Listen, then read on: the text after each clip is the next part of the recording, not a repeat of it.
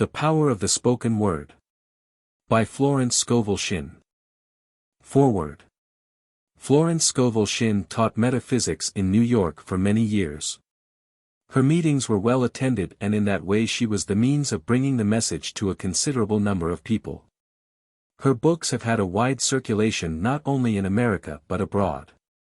They seem to have a knack of finding their way to remote and unexpected places in Europe and other parts of the world. Now and again we meet someone who came into truth through finding a Florence Shinn book in the most improbable location. One secret of her success was that she was always herself, colloquial, informal, friendly, and humorous.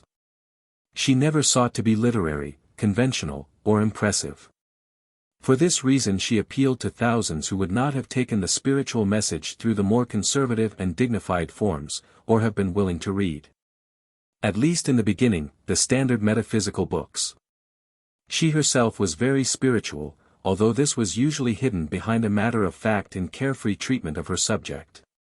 The technical or academic approach was not for her.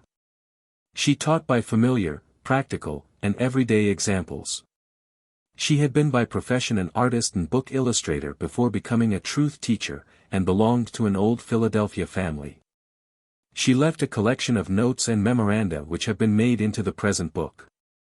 May it have a wide circulation. Emmett Fox. How do you find this book? Any thoughts about the book or the author? Any suggestion for improvement? Please take a moment to share your thoughts in a comment. If you like it, share it with your friends who might enjoy it as well. Subscribe to keep in touch. Visit CompleteAudiobooks.com for more quality content.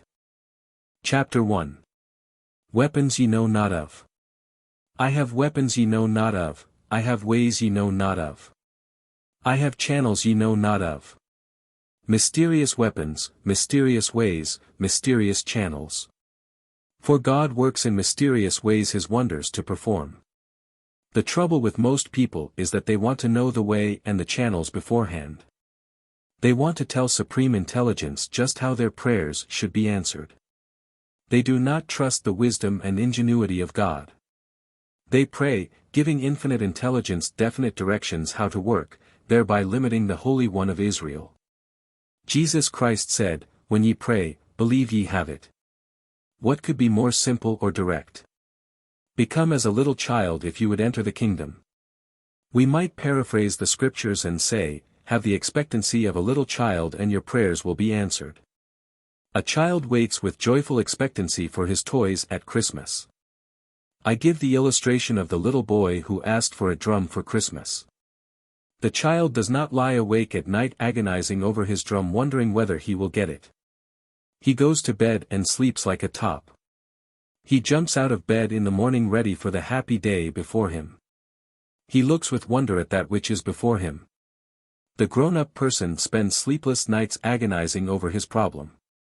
Instead of a drum, he has spoken for a large sum of money. He can't think of any way it can come, and will it come on time? He will tell you he has perfect faith in God, but he would like to know more about the channel and how it is to be done. The answer comes, I have weapons ye know not of. My ways are ingenious, my methods are sure.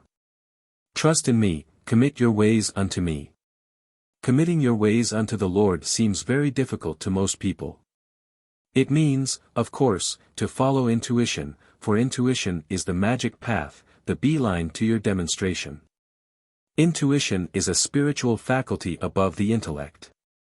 It is the still small voice, commonly called a hunch, which says, "This is the way, walk ye in it."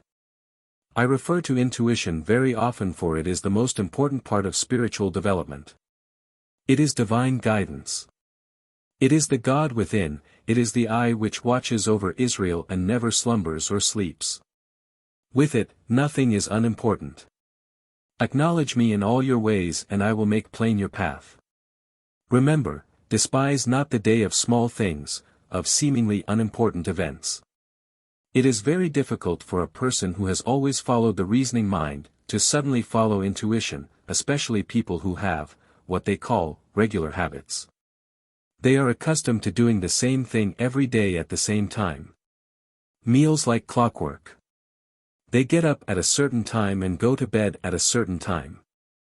Any deviation upsets them. We have the power of choice. We may follow the magic path of intuition, or the long and hard road of experience, by following the reasoning mind. By following the superconscious we attain the heights. In the intuition, are the pictures of eternal youth and eternal life, where death itself is overcome. We have the power to impress the subconscious mind with the picture of eternal youth and eternal life. The subconscious, being simply power without direction, carries out the idea, and we have our bodies transmuted into the body which can never die. We see this idea partly expressed in the moving picture, The Lost Horizon. Shangri-La was a symbolic picture of the world of the wondrous, where all conditions are perfect. There is a spiritual prototype of your body and affairs. I call it the divine design, and this divine design is a perfect idea in your superconscious mind. Most people are far from expressing the divine idea of their bodies and affairs. They have stamped the contrary pictures of disease, old age and death upon the subconscious, and it has carefully carried out their orders. Now we must give a new order. Let me now express the divine idea in my mind, body and affairs. If you will impress the subconscious by repeating this statement, you will be amazed at the changes which soon take place. You will be bombarded by new ideas and new ideals. A chemical change will take place in your body. Your environment will change for the better, for you are expanding rapidly into the divine plan, where all conditions are permanently perfect. Lift up your heads, ye gates, and be ye lifted up, ye everlasting doors. And the King of glory shall come in. Who is this King of glory? The Lord, or Law, strong and mighty. The Lord mighty in battle. Now remember, the Bible is talking about thoughts and states of consciousness. Here is a picture of the perfect ideas of the superconscious mind, rushing into your conscious mind. Gates and doors are lifted up, and the King of glory comes in. Who is this King of glory? The Lord strong and mighty. The Lord mighty in battle. This King of glory has weapons you know not of and puts to flight the army of the aliens, the negative thoughts entrenched in your consciousness for countless ages. These negative thoughts have always defeated the manifestation of your heart's desire. They are the thought forms which you have built up in your subconscious by constantly thinking the same thoughts. You have built up a fixed idea that life is hard and filled with disappointments. You will meet these thoughts as concrete experiences in life, for out of the imaginations of the heart come the issues of life. My ways are ways of pleasantness. We should all build up in consciousness a picture of peace, harmony and beauty, and someday it will push itself into visibility. The divine idea of your life often flashes across your consciousness as something too good to be true. Very few people fulfill their destinies. Destiny means the place you were destined to fill. We are fully equipped for the divine plan of our lives. We are more than equal to every situation. If we could get the realization back of these words, doors would fly open and channels be cleared. We could actually hear the hum of divine activity, for we would be linked with infinite intelligence which knows no defeat. Opportunities would come to us from unexpected quarters. Divine activity would operate in and through all our affairs, and the divine idea would come to pass. God is love, but God is law. If ye love me, keep my commandments, or laws. Dar. Ernest Wilson told me that his first knowledge of truth came through reading Emerson's Concentration. Concentration means loving absorption. We see children lovingly absorbed in their play. We can only be a success in a line which interests us greatly. Great inventors are never bored with their work, or they would not bring forth great inventions. Never try to force a child to be something he does not want to be. He will only prove a failure. The first start toward success is to be glad you are yourself. So many people are bored by themselves. They have no self-reliance, and are always wishing they were someone else. When I was in London, I saw a man on the street selling a new song. It was called, "I'm Tickled to Death I'm Me." I thought that was a wonderful idea. Start out by being glad you are yourself. Then you can expand rapidly into the divine plan of your life where you fulfill your destiny. You may be sure that the divine plan of your life will give you perfect satisfaction. You will no longer envy anyone. People often become impatient and discouraged. I was inspired by reading in the paper about Omaha, the famous racehorse. The article said, Omaha has to run a mile before he gets into his stride. There are, no doubt, a lot of Omahas in the world, but they can get into their spiritual stride, and win the race, in the twinkling of an eye. Delight thyself also in the Lord, and he shall give thee the desires of thine heart. Delight thyself in the law and it will give to thee the desires of thine heart. Delighting yourself in the law means to enjoy making a demonstration. To enjoy trusting God means to be happy in following your intuitive leads. Most people say, oh dear, I've got to demonstrate money again, or, oh dear, my hunches make me so nervous, I haven't the nerve to follow them. People enjoy playing golf and tennis, why can't we enjoy playing the game of life? It is because we are playing with unseen forces. With golf or tennis they have balls they can see and a goal which is visible to the naked eye, but how much more important is this game of life? The goal is the divine plan of your life where all conditions are permanently perfect. In all thy ways acknowledge him and he will make plain thy paths. Every moment we can link with intuition, will give us as definite a lead as a signpost. So many people are leading such complicated lives because they are trying to think things out instead of intuiting the way out. I know a woman who says she has a thorough knowledge of truth and its application, but the minute she has a problem she reasons and weighs and measures the situation. It is never solved. Intuition flies out of the window when reason comes to the door. Intuition is a spiritual faculty, the superconscious, and never explains itself. There came a voice before me, saying, this is the way, walk ye in it. Someone asked me if the reasoning mind was ever any good. The reasoning mind must be redeemed. Trust in spiritual law and, it will be given you. Your part is to be a good receiver, prepare for your blessing, rejoice and give thanks and it will come to pass. I have weapons ye know not of, I have ways which will astound you. Chapter 2. I give unto you power. God's gift to man is power, power and dominion over all created things, his mind, his body, and affairs. All unhappiness comes from lack of power. Man imagines himself weak and the victim of circumstances, claiming that, conditions over which he had no control, caused his defeat. Man by himself, is indeed, a victim of circumstances, but linked with God power all things are possible. Through a knowledge of metaphysics we are discovering how this can be done. By your word you contact this power. Then, miraculously, every burden is lifted and every battle is won. Life and death are in the power of the tongue. Watch your words with all diligence.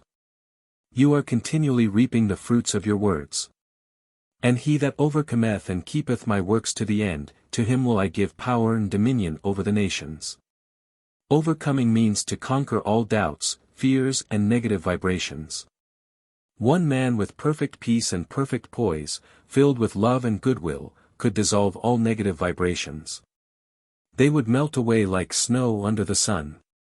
Jesus Christ said, all power is given unto me to bring heaven upon earth. Let us give thanks that this is now coming to pass, for evil is unreal and leaves no stain. This God power is within you, your superconscious mind. It is the realm of inspiration, revelation and illumination. It is the realm of miracles and wonders. Quick and seemingly impossible changes take place for your good. A door opens where there were no doors. Supply appears from hidden and unexpected channels, for God has weapons ye know not of. To work with God power you must give it right of way and still the reasoning mind. The instant you ask, infinite intelligence knows the way of fulfillment. Man's part is to rejoice and give thanks, and act his faith. A very well-known woman in England told of this experience. She was asking, with great feeling, for a realization of God. These words came to her, act as though I were, and I am. It is exactly what I say, over and over again, only active faith impresses the subconscious, and unless you impress the subconscious, there are no results. I will now give you an example to show you just how the law works. A woman came to me whose heart's desire was her right marriage and happy home. She was very fond of a certain man, but he was a most difficult person. After having shown her every attention and devotion, he suddenly changed, and dropped out of her life. She was unhappy, resentful and discouraged. I said, "Now this is the time to prepare for your happy home.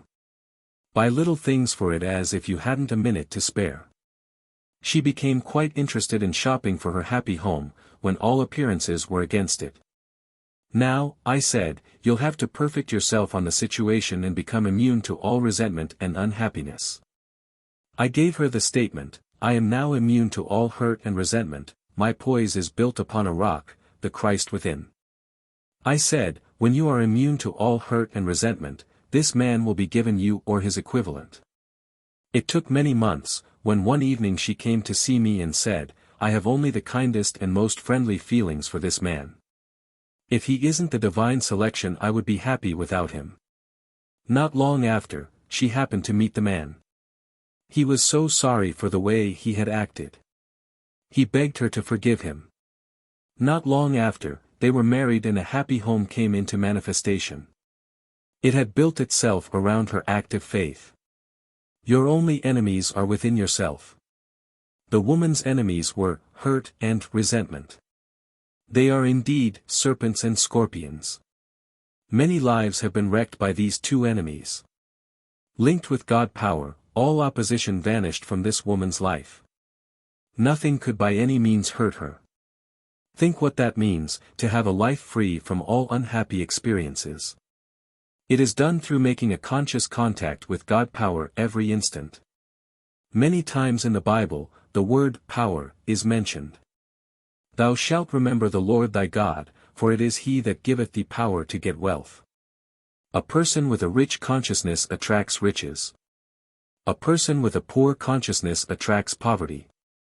I have seen people in this truth rise out of lack and limitation by linking with the God power within, not depending on the external. Trusting in God gives you irresistible power, for this supreme intelligence only knows the way of fulfillment. Trust in me and I will bring it to pass. All our knowledge of truth can bring us is to know that God is the only power. One power, one presence, one plan. When you have the fixed idea that there is only one power in the universe, God power, all appearance of evil will disappear from your world. In getting a demonstration we must acknowledge only one power. Evil comes from man's own vain imaginings. Withdraw all power from evil and it is powerless to hurt. I will give you an example which shows the working of the law. I was in a restaurant with a friend who spilled something on her dress. She was sure it would leave a stain. I said, "We'll give it a treatment." I made the statement, "Evil is unreal and leaves no stain." I said, "Now, don't look, leave it to infinite intelligence." In about an hour we took a look and there was not the slightest stain. What is true of a little thing is true of a big thing. You can use this statement for past misfortunes or mistakes, and somehow or other, under grace, the effects will disappear, they will leave no stain. Many people are using personal power instead of God power, which always brings unhappy reaction. Personal power means forcing personal will. I will give the example of a woman I knew a long time ago. She married a man who worked on a newspaper drawing a comic strip. His drawings demanded a knowledge of slang, which he used on every occasion. She decided he should cultivate his mind and read the classics. They moved to a college town so that he could go to college. She insisted upon his going to college. He resisted a little at first, then he grew to like it. Soon he was steeped in the classics. He wouldn't talk anything but Plato and Aristotle. He wanted the food cooked the way they cooked, and eat the simple food they ate. Her life had become a nightmare. After that, she never tried to change people. The only person to change is yourself. As you change, all the conditions around you will change. People will change. When you are undisturbed by a situation, it falls away of its own weight. Your life is outpictured by the sum total of your subconscious beliefs. Wherever you go, you take these conditions with you. I am strong in the Lord and the power of his might. I am backed by unnumbered hosts of power. Power means dominion, and dominion means control. Man controls conditions by a knowledge of spiritual law. Suppose your problem is lack or limitation. Your urgent need is supply. Link with this God power within, and give thanks for your immediate supply. If you are too close to the situation, if you are filled with doubts and fears, go to a practitioner for help, someone to see clearly for you. A man told me while at a truth center at Pittsburgh he heard people talking about me and he said, "Who in heck is Florence Scovel Shinn?" Someone replied, "Oh, she wrote The Game of Life, if you write to her she'll get you a miracle." He said he promptly wrote to me and got a demonstration. Jesus Christ said, "When two of you agree, it shall be done." Do not hesitate to ask for help if you cannot see clearly you're good. Jesus Christ saw clearly for the people he healed. He did not tell them to heal themselves. Of course, you can reach the state where you do not need any help, when you have the fixed idea that God's power is the only power and that God's plan is the only plan. We cannot take blessings from infinite intelligence, they must be given us. Man's part is to be a grateful receiver. Behold, I give unto you power to tread on serpents and scorpions and over all the power of the enemy, and nothing shall by any means hurt you. Thou madest him to have dominion over the works of thy hands, and hath put all things under his feet. All sheep and oxen, yea, and the beasts of the fields. This is God's idea of man, but man's idea of himself is one of limitation and failure. It is only in a big moment that man seems to rise to his power and dominion. It isn't until we face a situation of lack that we suddenly express the power which has already been given us. I have known people who are usually nervous and anxious to become poised and powerful when confronted by a big situation. Hear, O Israel! Ye have no need to fight, stand ye still and see the salvation of the Lord. People often ask, what does it mean to stand still, to do nothing at all? Standing still means to keep your poise. I said to a man who was tense and anxious, take it easy and see the salvation of the Lord. He replied, that has helped me a lot. Most people are trying too hard. They carry their burdens and fight their battles and are, therefore, always in a turmoil and never get, what we call, a demonstration. Stand aside, and see the salvation of the Lord.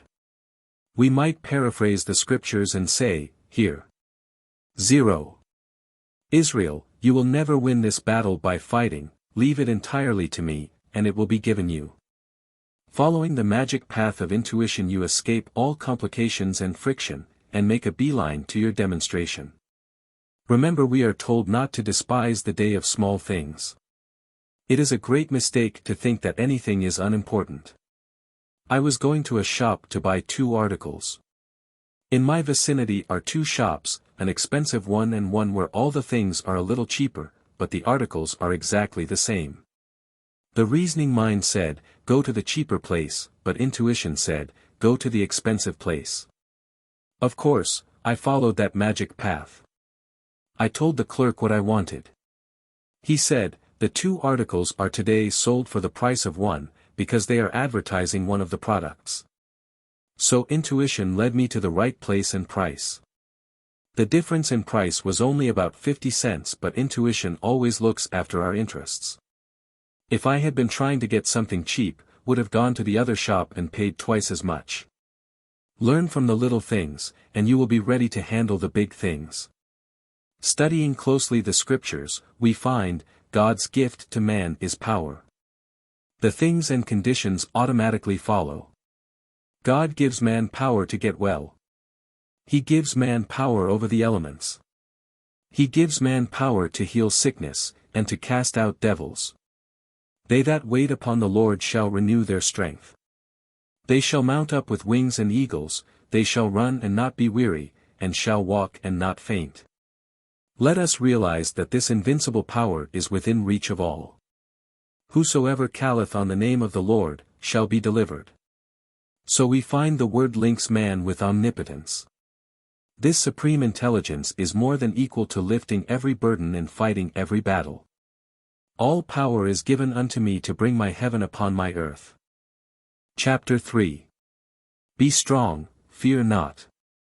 Be strong. Fear not, fear is man's only adversary. You face defeat whenever you are fearful. Fear of lack. Fear of failure. Fear of loss. Fear of personality. Fear of criticism.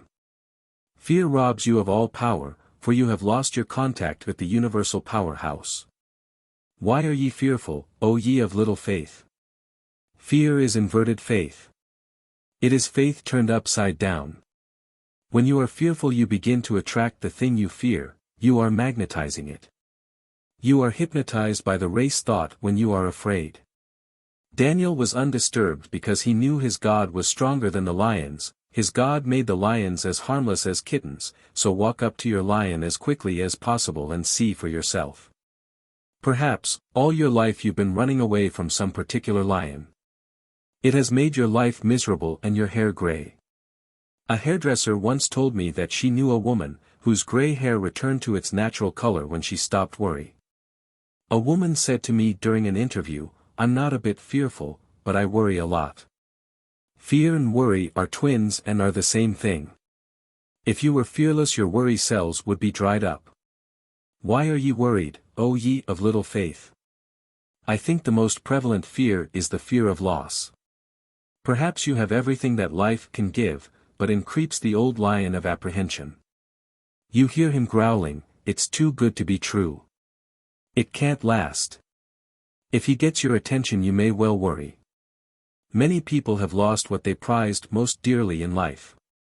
That is because invariably they fear loss. The only weapon you can use against your lions is your word.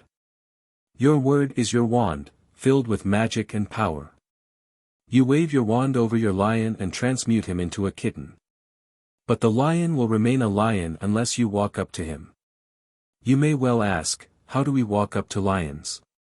Moses said unto his people, "Fear ye not, stand still and see the salvation of the Lord, which he will show to you this day, for the Egyptians whom ye have seen today, ye shall see them again, no more forever. The Lord shall fight for you, and ye shall hold your peace." What a marvelous arrangement! Infinite intelligence knows the way out. Infinite intelligence knows where the supply is, for every demand. But we must trust it, keep our poise, and give it right of way. So many people are afraid of other people. They run away from disagreeable situations, so of course, the situation runs after them. The Lord is my light and my salvation, whom shall I fear? The Lord is the strength of my life, of whom shall I be afraid? The 27th Psalm is one of the most triumphant psalms. It is also rhythmic and musical. The writer realized that no enemy could harm him, for the Lord was his light and his salvation. Now remember, your only enemies are within yourself. The Bible is speaking of the enemy thoughts, your doubts, fears, hates, resentments, and forebodings. Every negative situation in your life is a crystallized thought, it has been built up out of your own vain imaginings. But these situations cannot stand the light of truth. So, you face the situation fearlessly, saying, "The Lord is my light and salvation, whom shall I fear?" Jesus Christ was the greatest of metaphysicians and gave us definite rules for controlling conditions through word and thought. "Thou hast made me wiser than mine enemies." First of all, you must be wiser than your enemy thoughts, the army of the aliens. You must answer every negative thought with a word of authority. The army of the aliens will chant, "Business is dull and money is scarce." Immediately you reply, "My supply comes from God and now appears like mushrooms overnight." There are no hard times in the kingdom. You may have to keep this up for quite a while, like the song of the katydids, Katy did, Katy didn't, and so on. Finally you win out, for the truth must prevail and you have put to flight the army of the aliens. Then, when you are off your guard, the army of the aliens begins again, you're not appreciated, you'll never be a success. You answer immediately, God appreciates me, therefore man appreciates me. Nothing can interfere with my divinely designed success. Finally, the army of the aliens is dissolved and dissipated, because you do not give it your attention. You have starved the aliens out. Starve out the fear thoughts by not giving them your attention and act in your faith. The lion draws his fierceness from your fear, his roar is in the tremors of your heart. Stand still like Daniel, and you too shall hear the rush of angels sent to take your part. The mission of Jesus Christ was to wake people up. Awake thou that sleepeth. People were asleep in the Adamic dream of opposites. Lack, loss, failure, sin, sickness and death seemed realities to them. The story of Adam is, that he ate of the tree of illusion and fell into a deep sleep. In this deep sleep he vainly imagined good and evil. Bernard Shaw, in his book Back to Methuselah, says, Adam invented murder, birth and death and all negative conditions. It was the development of the reasoning mind. Of course, Adam stands for generic mind. In the Garden of Eden stage, man functioned only in the superconscious. Whatever he desired or required was always at hand. With the development of the reasoning mind came the fall of man. He reasoned himself into lack, limitations and failure. He earned his bread by the sweat of the brow, instead of being divinely provided for. Jesus Christ's message was to bring people back into the fourth dimension, the Garden of Eden consciousness. In the 14th chapter of John we find the summing up of all his teachings. He called it, the Gospel, which means, good tidings. With amazing simplicity and directness, he told the people that if they asked, believing, they would receive. Attributing the power always to the Father within. God is the giver, man the receiver. This supreme intelligence supplies man with all that he desires or requires. This was certainly a doctrine to wake people up. He proved his statements with miracles and wonders. One of the most dramatic miracles was the healing of the man who had been blind from birth. The opponents of Jesus questioned the man, hoping to find something against him. But the man would only say, "One thing I know, whereas I was blind, now I can see." This is a marvelous statement to make to yourself. Whereas I was blind, now I can see. Perhaps you were blind to your good, blind to your opportunities, blind to your intuitive leads, blind to appearances, mistaking friends for enemies. When you are awake to your good, you know there are no enemies, for God utilizes every person and situation for your good. Hindrances are friendly and obstacles stepping stones. One with God, you become invincible. This is a very powerful statement. God's invincible power sweeps all before it. I ride the waves into my promised land. Riding the waves, they take you to your destination, free from the undertow of negative thinking, which would pull you down. Your thoughts and desires are always taking you somewhere. Prentice Mulford says, the persistent purpose, that strong desire, that never-ceasing longing, is a seed in the mind. It is rooted there, it is alive. It never stops growing. There is a wonderful law involved in it. This law, when known, followed out and trusted, leads every individual to mighty and beautiful results. The law followed with our eyes open, leads to more and more happiness in life. But followed blindly with our eyes shut, leads to misery. This means that desire is a tremendous vibratory force and must be rightly directed. Take this statement, I only desire that which infinite intelligence desires through me. I claim that which is mine by divine right, and under grace in a perfect way. You will then cease desiring the wrong things, and the right desires will take their place. Your dreary desires are answered drearily, your impatient desires are long delayed or violently fulfilled. It is important never to lose sight of this. Many unhappy situations have been brought about through dreary or impatient desires. I will give an example of a woman who was married to a man who wanted her to go somewhere with him every evening. It wore her out, and night after night she wished impatiently that she could stay at home and read a book. The desire was so strong it commenced to bud. Her husband went off with another woman. She lost him and his support, but she had the time to stay at home and read a book. Nothing has ever come uninvited into your life. Prentice Mulford has also some interesting ideas on work. He said, to succeed in any undertaking, any art or any trade or any profession, simply keep it ever persistently fixed in mind as an aim, and then study to make all effort toward it play or recreation. The moment it becomes hard work, we are not advancing. As I look back on my experiences in the art world, I see how true this is. From the Academy of Fine Arts in Philadelphia, came 8 men, all of about the same age, who became distinguished and successful artists. They were called the 8 in contemporary art. Not one of them was ever known to work hard. They never drew from the antique, they never did anything in an academic way. They simply expressed themselves. They painted and drew because they loved it, for the fun of it. They tell an amusing story of one of them who became a very well-known landscape artist, taking many medals and honorary mentions at exhibits. He had a one-man show in New York City, at one of the big galleries, and was seated reading a paper. An enthusiastic woman rushed up to him and said, "Can you tell me anything about the wonderful man who painted these adorable pictures?" He replied, "Sure, I'm the guy that painted the damn things. He painted for fun, he didn't care whether people liked his pictures or not. Whereas I was blind, now I can see, my right work, my perfect self-expression. Whereas I was blind, now I can see clearly and distinctly the divine plan of my life.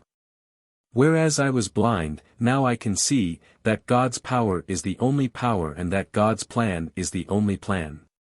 The race thought is still with a belief in insecurity. Awake, thou that sleepeth.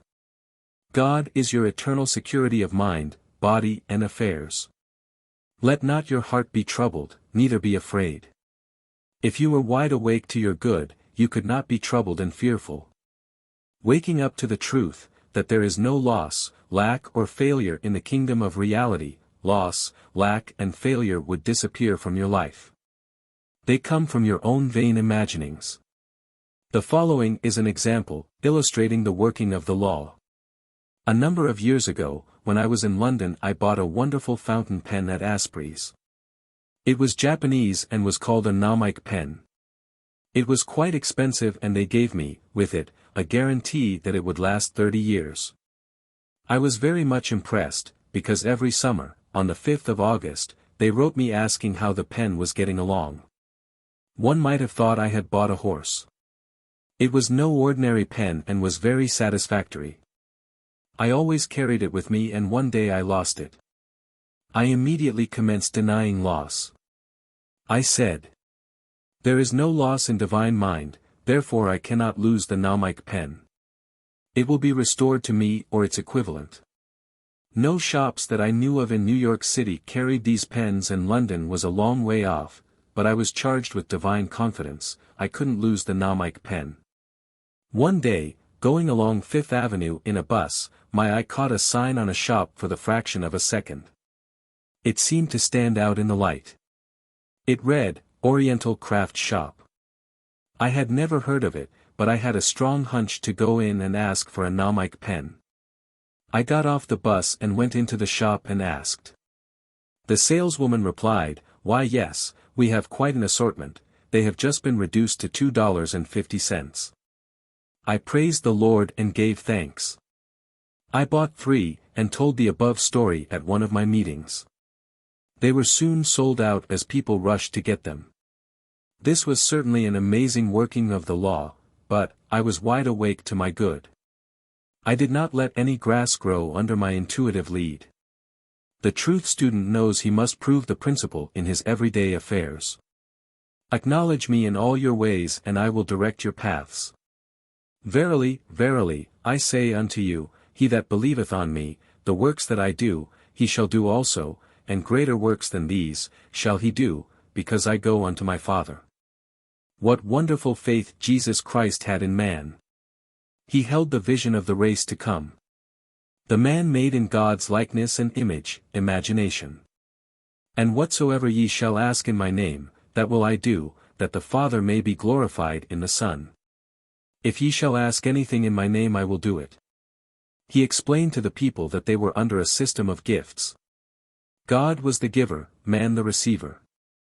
Believest thou not that I am in the Father and the Father in me? The words that I speak unto you I speak not of myself but the Father that dwelleth in me he doeth the works. He told people to seek the kingdom, the realm of perfect ideas, where all things would be added unto them. He woke them up. Whereas I was blind, now I can see, there is nothing to fear for there is no power to hurt. I see clearly before me the open road of fulfillment. There are no obstacles on my pathway. Thou madest him to have dominion over the works of thy hand, thou hast put all things under his feet. Psalm 8 verse 6. Chapter 4. The glory of the Lord. In the dictionary, I find the word glory, defined as radiance, splendor. Mine eyes have seen the radiance of the Lord, that means the law in action. We cannot see God, for God is principle, power, the supreme intelligence within us, but what we see are the proofs of God. Prove thou me herewith, saith the Lord of hosts, if I will not open the windows of hearing, and pour you out a blessing, so great, there be not room enough to receive it. We prove God by directing God power and trusting in it to do the work. Every time we get a demonstration we have proved God. If you have not received the desires of the heart, you have asked amiss, that is, you have not prayed aright. You receive your answer in the same way in which you sent out your demand. Your dreary desires are answered drearily, your impatient desires are long delayed or violently fulfilled. Suppose you are resenting lack and limitation and living in poor surroundings. You say with great feeling, I want to live in a big house, with beautiful surroundings. Sooner or later, you may find yourself a caretaker in a big and beautiful house, but you have no share in this opulence. This idea came to me as I was passing Andrew Carnegie's house and grounds on Fifth Avenue. It was all closed and the entrance and windows boarded up. There was just one window open in the basement. This is where the caretaker lived. It was certainly a dreary picture.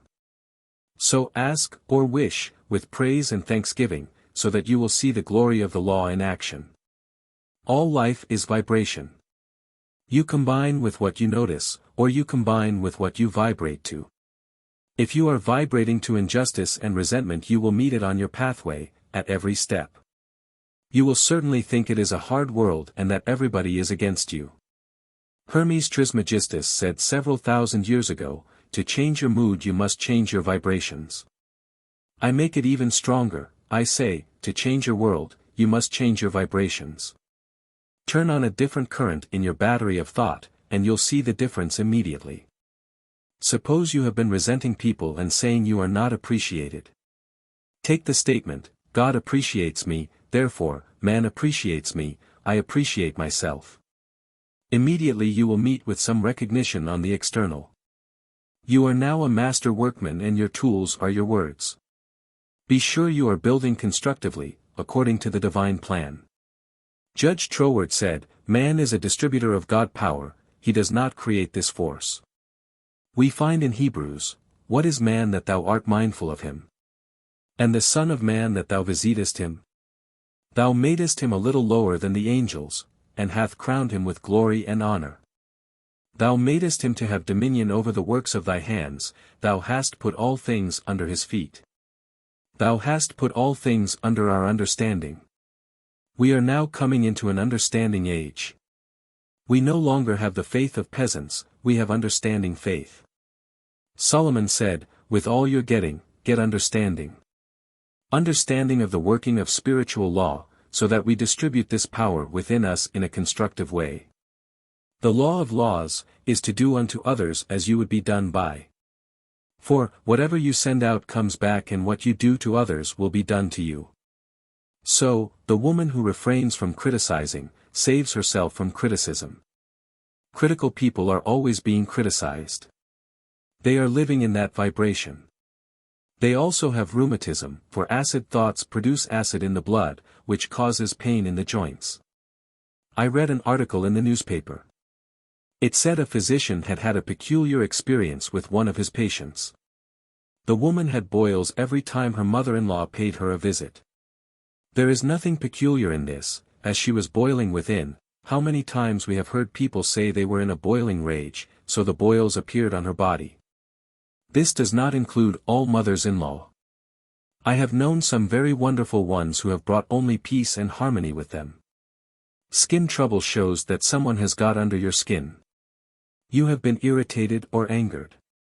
Here we see again, that man gives direction to this God power, through himself. Vibrative to this power, all things are under his feet. All sheep and oxen, yea the beasts of the field. The fowl of the air and the fish of the sea, whatsoever passes through the paths of the seas. What a picture of power and dominion for man. Man has power and dominion over the elements. We should be able to rebuke the wind and the waves. We should be able to put an end to drought. I read in the paper that the people in a certain drought district were requested not to sing, "It ain't going to rain no more." Knowing something of metaphysics, they realized the power of negative words. They felt it had something to do with the drought. We should be able to stop floods and epidemics, for man is given power and dominion over all created things. Every time we get a demonstration we are proving our power and dominion. We must be lifted up in consciousness for the King of Glory to come in. As we read the statement, "If thine eye be single, thy whole body shall be full of light," we seem flooded with an inner radiance. The single eye means to see good only, to be undisturbed by appearances of evil. As Jesus Christ said, "Judge not by appearances, judge righteous, right judgment." There is an occult law of indifference. Jesus Christ knew this law. None of these things move me. None of these things disturb me, we might say in our modern language. Selfishness and personal will bring defeat and failure. Unless the Lord builds the house, they labor in vain who build it. The imaging faculty is a creative faculty, and your fear pictures will appear on the external, the result of your own distorted imagination. With the single eye, man sees only the truth. He sees through evil, knowing out of it comes good. He transmutes injustice into justice and disarms his seeming enemies by sending goodwill. He is now backed by unnumbered hosts of power, for the single eye sees only victory. We read in mythology of the Cyclops, a race of giants said to have inhabited Sicily. These giants had only one eye in the middle of the forehead. The seat of the imaging faculty is situated in the forehead, between the eyes, so these fabled giants came from this idea. You are, indeed, a giant, when you have the single eye. Jesus Christ, the greatest of all teachers, reiterated, "Now is the appointed time, today is the day of your salvation." A few days ago, I saw a motion picture which showed the futility of trying to live in or bring back the past. It is a French picture and is called "Life Dances On." It is the story of a woman, who, when 16, had gone to her first ball. She is now a widow of about 35. She had married for money and had never known happiness. When burning old papers, she came across a faded dance program. On it were the names of 6 men she had danced with at the ball. Each had sworn to love her all his life. As she sits with the program in her hands, the memory of the ball is pictured on the screen, a scene of loveliness, the dancers almost floating to the strains of an entrancing waltz. Her life is now empty and she decides to recover her lost youth, by finding out what had become of the men whose names were on the program. A friend who is with her says, "You cannot recapture your lost youth. If you go back you lose the things of today." However, she goes in search of them, and with all, comes disillusion. One did not remember her at all. When she said, "Don't you remember me? I am Christine." He replied, "Christine who?" Some of them were living sordid lives. At last she returns to the town of her girlhood, where the 5th man lived. He had become a hairdresser. He talks to her gaily of old times, while he gives her a permanent wave. He says, "I don't suppose you remember your first ball, it was right here in this town, and tonight there will be a dance in the same place. Do come with me, it will remind you of the old days." She goes to the ball. Everything looks cheap and tawdry. Unattractive, badly dressed people are on the dance floor. She requests the orchestra to play her waltz, the waltz of her lost youth. Her escort tells her the others won't like such an old-fashioned waltz.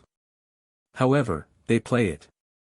The contrast is too much, all her illusions have vanished. She realizes the ball she remembers never really existed the way she thought it did. It was only an illusion of the past. She could not recapture her past. It has been said that the two robbers on the cross stood for the robbers of time. One spoke of the past and one of the future, and Jesus Christ replied, "Now is the appointed time, today thou shalt be with me in paradise." In the old Sanskrit poem we are told, "Look well, therefore, to this day." Such is the salutation of the dawn. All worry and fear are robbers of time. The occult law underlying indifference is one of the most profound, for it contains the attainment of a state of consciousness in which the outer world of sensation has no influence upon the action of the mind, and it can, therefore, be in complete at-one-ment with the divine mind. Most people's lives are a succession of disturbances, lack, loss, limitation, mothers-in-law, landlords, debt or injustice. This world was popularly known as a vale of tears. People were all mixed up in their own affairs, fighting their battles and carrying their burdens. If a man judges by appearances, he finds himself in an arena most of the time. The arena of adverse conditions and facing lions of lack and limitation. If thine eye be evil, if you are imaging adverse conditions, thy whole body shall be full of darkness. If, therefore, the light that is in thee be darkness, how great is that darkness? The light of the body is the inner eye, or imaging faculty. If, therefore, thine eye be single, you are seeing only one power, one plan and one planner, your body and affairs will be full of light. See yourself, daily, bathed in the light of the Christ. This inner radiance is invincible power and dissolves anything not divinely planned. It dissolves all appearance of disease, lack, loss or limitation. It dissolves adverse conditions, or any weapon that is formed against you. We have always at our command, this light when your eye is single. We should learn to turn on this light, with the same assurance with which we turn on the electric light. Seek ye first the kingdom of God and his righteousness, and all right things shall be added unto you. The Chinese proverb says, the philosopher leaves the cuff of his coat to the tailor. So, leave the plan of your life to the divine planner and you will find all conditions permanently perfect. Chapter 5. Peace and Prosperity. Peace be within thy walls and prosperity within thy palaces. In this statement from the 122nd Psalm we find that peace and prosperity go hand in hand. People who are manifesting the appearance of lack are in a state of fear and confusion. They are not wide awake to their good and miss leads and opportunities. A peaceful person is a wide awake person. He sees clearly and acts quickly. He never misses a trick. I have seen people discordant and unhappy changed completely. I will give an example in order to prove the working of the law. A woman came to me in a state of abject sorrow. She looked the part. Her eyes were blurred from constant weeping. Her face was haggard and drawn. The man she loved had left her and she was certainly the most demagnetized creature I had ever seen. I noticed the shape of her face, large eyes, far apart and a pointed chin. For many years I was an artist and have got into the habit of looking at people from an artist's standpoint. As I looked at this forlorn creature, I thought, her face has the modeling of a Botticelli. I often see Rembrandts, Sir Joshua Reynolds, etc., in people I meet. I spoke the word for this woman and gave her my book, The Game of Life and How to Play It. A week or two afterwards, in walked a very dashing person. Her eyes were beautiful and she was very pretty. I thought, her face has the modeling of a Botticelli. Suddenly I realized it was the same woman. She was happy and carefree. What had happened? Our talk and the book had brought her peace. Peace be within your walls. Your walls are your consciousness. Jesus Christ emphasized peace and rest. Come to me all ye that are weary and heavy laden and I will give you rest. He was speaking of the Christ within, your superconscious mind, where there are no burdens and no battles. The doubts and fears and negative pictures are in the subconscious. When I was returning from California some years ago, I came in an aeroplane. In the high altitudes I had a queer detached feeling. In that high altitude we are at peace with ourselves and with the whole world. In the high altitudes the fields are always white with the harvest.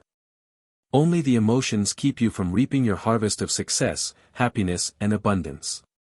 We read in the Bible, I will restore to you the years the locusts have eaten.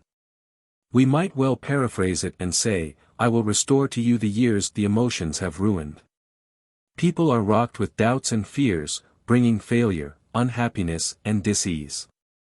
I read in a daily paper that the laws of the mind are being generally recognized and understood. It has been found that the fear of failure is the greatest of all fears, and at least 75% of those examined psychologically have this failure fear. Of course, this may refer to failure of health, failure in business, finances, love, success, etc. Other important fears are fear of the dark, fear of being alone, fear of animals. Some people fear they will be misunderstood, while others fear they are losing mental control. Constant and continued fear affects the glands, interferes with digestion and is usually associated with distressing nervous symptoms. It robs the body of health and destroys happiness. Fear is man's worst enemy, for you attract what you fear. It is faith turned upside down. It is really faith in evil instead of good. Why are ye fearful? Oh, ye of little faith. The fearless, unfettered mind attracts to itself all good. Whatever you desire or require is already on your pathway. Before ye call I have answered. Suppose we paraphrase the scriptures and say, whatever you desire or require is already planted on your pathway. Often a new word will give you sudden realization. If you are in need of any information, it will be given you. A friend told me of this surprising working of the law. She was translating an old Italian manuscript on the life of an early Persian ruler. No books in English had been written on the subject. She wondered why the publishers were holding back its publication. One evening she was eating her dinner at the automat. She fell into a conversation with a man at the same table. She told him of the work she was doing and of the translation of the early Italian manuscript. He suddenly volunteered the information. You'll have a hard time getting it published because this Persian ruler's ideas conflict with the ideas of the present government. He was a student and scholar and knew more than she did on the subject. Her question was answered and at the automat. Such information could, usually, be gleaned only in the archives of some public library. God works in unexpected places His wonders to perform. She had worried about it, but when she was peaceful and happy and unconcerned, the information sailed in over a calm sea. Our feet shall stand within thy gates, 0 Jerusalem. Jerusalem stands for peace and the feet for understanding. So understanding always brings us within the gates of peace. How can a person attain peace when his whole life is in a turmoil? By taking an affirmation. You cannot control your thought, but you can control your words, and eventually the word wins out. Most people have attracted inharmonious conditions because they have been fighting their battles and carrying their burdens. We must learn to get out of God's way so that He can harmonize or adjust the situation. The word harmonize is a very good one, for I have seen crooked places made straight, and adjustments made, that no human mind could have thought of. All that the kingdom affords is yours, if you will give infinite intelligence right of way, for it has already supplied a lavish supply for every demand. But it must be fully trusted.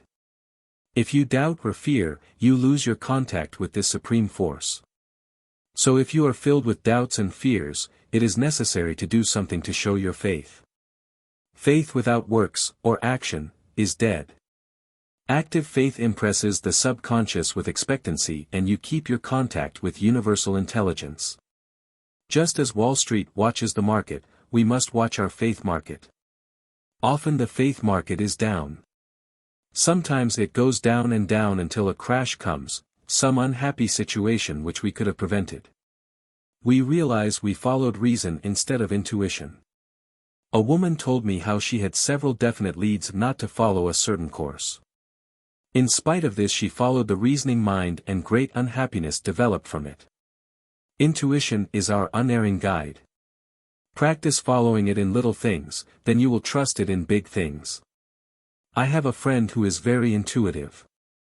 She sometimes calls up and says, "I've just had a hunch to call you up, so I thought I would find out what it is about." Invariably I have some mission for her. We are indeed living magic lives, guided, protected and provided for. All fear would be banished forever with a realization of this amazing system the universal has provided for man. He would be unmoved by adverse appearances, knowing, as the early Hebrews knew, that Jehovah goes before and every battle is won. A friend told me a very interesting story. A man in the paper business in Kalamazoo, Michigan, has given away 1,000 of my books to his employees. He went into business on a small capital and gave up cold judgment and reasoning. He has built up a $12 million business by following leads and hunches.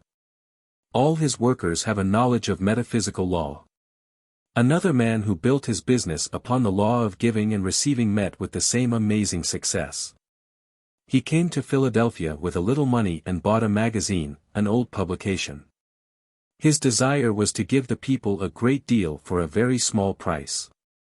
He believed in the law of giving. It proved to be one of the most popular magazines. He gave the public the best in the way of stories and illustrations and paid well for them. The more he gave, the more he received, millions poured in. Peace be within thy walls and prosperity within thy palaces. Peace and prosperity go hand in hand. Great peace have they that love thy law, and nothing shall offend them. This law is the law of non-resistance. Resist not evil, overcome evil with good. Transmute all failure into success, lack into plenty, and discord into peace. Chapter 6. Your big opportunity. You have only one judge, your word. Jesus Christ said, "I say unto you that every idle word that men shall speak, they shall give account thereof in the day of judgment, for by thy word thou shalt be justified, and by thy word thou shalt be condemned." Every day is a day of judgment. We used to be taught that it would be at the end of the world. Look back in your life and see how you have attracted either happiness or disaster through your words. The subconscious has no sense of humor. People joke destructively about themselves and the subconscious takes it seriously. It is because the mental picture you make while speaking impresses the subconscious and works out on the external. A person who knows the power of the word becomes very careful of his conversation. He has only to watch the reaction of his words to know they do not return void. People make their worst mistakes by speaking while they are angry or resentful, because there is so much ill feeling back of their words. Owing to the vibratory power of words, what you voice, you begin to attract. People who continually speak of disease, invariably attract disease. Invisible forces are ever working for man, who is always pulling the strings himself, though he does not know it. We read in the Bible, life and death are in the power of the tongue. Yet most people are speaking destructively from morning until night. It is because they have formed a habit of criticism, condemnation and complaint and are eager to tell you of their misfortunes and how mean all their relatives are. They wear their friends out and people avoid them. They are talking themselves into a flock of troubles. Now that we know the power of the word, why not take advantage of it? We take advantage of the radio, the telephone and aeroplanes, but live with the mound builders in conversation. Science and religion are now coming together. Science is discovering the power within the atom, metaphysics teaches the power within thoughts and words. We are dealing with dynamite when we deal with words. Think of the power of the word in healing. A word is spoken and a chemical change takes place in the body. One of my friends was seriously ill. The doctor said she had chronic bronchitis and was on the verge of pneumonia. Her daughters and the doctor rushed her to bed and she had a nurse, but weeks passed and there was no improvement. She was a truth student but for over a year had attended no meetings nor had she kept up her reading. One morning she telephoned me and said, "Please speak the word and get me out of this. I can't stand it anymore. I'm not sick, I'm just disgusted. So much negative talk and thought have almost floored me." Through the spoken word and her affirmation of truth immediately there was a change for the better. She had a strong hunch to go out and was told it would be dangerous, but by this time she was following divine guidance. She went out and called on me and said she was going to attend a luncheon the next day. What had happened? The words of truth were making a change in her mind and a chemical change was taking place in her body. We are told that if we believe, never doubting, we can say to that mountain, "Be thou removed," and it would disappear into the sea. The inexhaustible energy in man is released by goodwill.